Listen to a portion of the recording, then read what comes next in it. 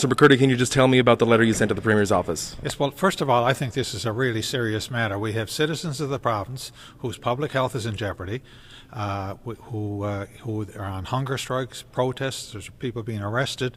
This is serious stuff. I've written the Premier and requested that he forthwith call the House of Assembly so we can have an emergency debate on all the issues surrounding the flooding of the reservoir in Muskrat Falls and the impact on the community, surrounding communities, because I think this goes right to the heart of the whole process of truth and reconciliation. To say we accept the findings of the Truth and Reconciliation Commission has meaning only when you give it meaning by your actions.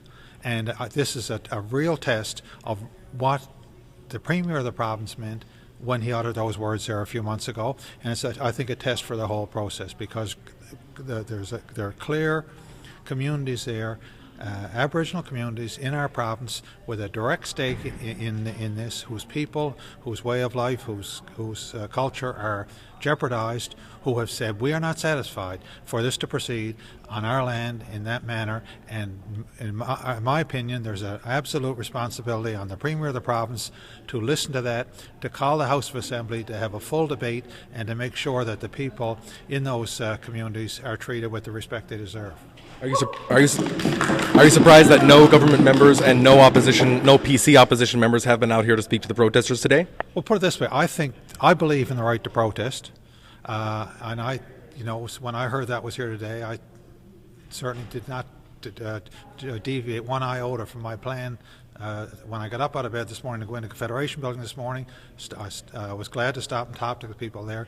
We had a meeting upstairs in our boardroom where we could have a conversation on the issues at stake, so I could hear what it was that, why they were here on the steps of the Confederation building, what their views were on this issue. I've already met recently with the President of the Nunavut government.